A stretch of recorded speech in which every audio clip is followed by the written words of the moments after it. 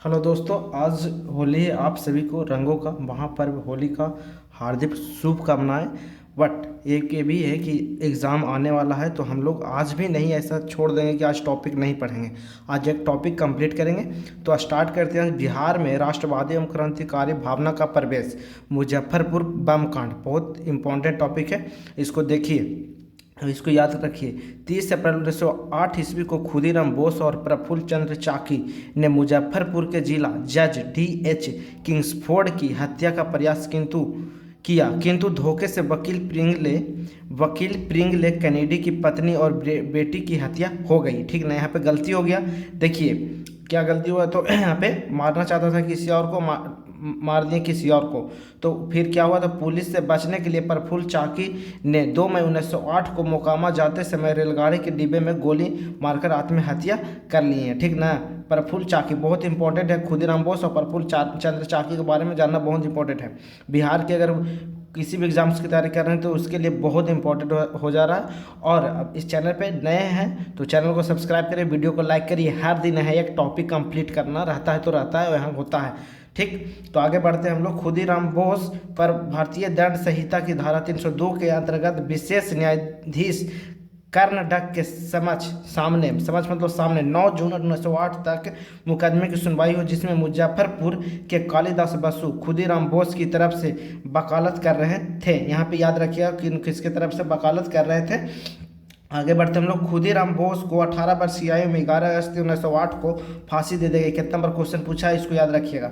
शांति नारायण ने इलाहाबाद से स्वराज नामक एक समाचार पत्र निकाला, जिसमें मुजफ्फरपुर बम कांड पर निबंध प्रकाशित करने के कारण शांति नारायण को लंबी कैद की सजा दी गई। किनको? तो शांति नारायण को। कौन सा पत्र था?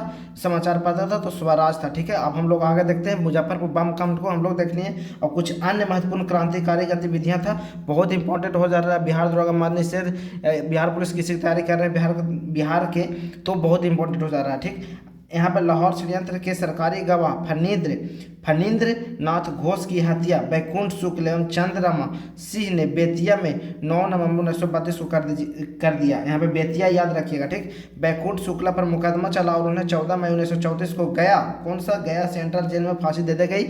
और हम लोग आगे देखते हैं।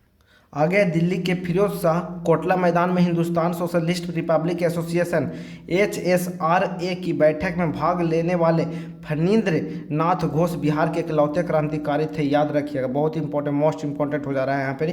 ठीक, तो वर्ष 1906 और 7 ईस्वी में रामकृष्ण सोसाइटी की स्थापना पटना में बाबाजी ठाकुरदास के द्वारा की गई तथा दी मदरलैंड नामक समाचार पत्र का प्रकाशन किया गया है। यहाँ पे दी मदरलैंड नामक समाचार पत्र का प्रकाशन किया गया, याद रखिएगा।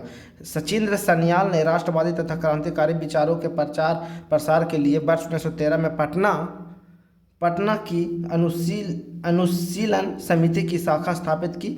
सन्याल को बनारस षड्यंत्र केस में आजीवन कालापानी की सजा दी गई। तो आज हम लोग एक टॉपिक को आज फिर कंप्लीट किए, चाहे होली रहे या दीपावली रहे, कुछ भी रहे। हम लोग का एम क्या है, हर एक दिन एक टॉपिक कंप्लीट करना है और बूंदे बूंद से तालाब भरता है। आप इस बात को याद रखिए, समझे ना। यही ना कि एक दिन हम पढ़ रहे हैं, कुछ नहीं। जितना भी आज हुआ है इसको एकदम पूरा कंप्लीट रखिए और कंफर्म रखिए कि हाँ कभी पूछा जाए तो बता दें। ठीक है, तो आज वीडियो को यहीं समाप्त करते हैं और देखते हैं कल, अगर जैसा परिस्थिति के अनुसार अगर कल कोई सेशन आ पाता है, कोई टॉपिक कंप्लीट कर पाता है तो उसको करेंगे तो करेंगे। ठीक है।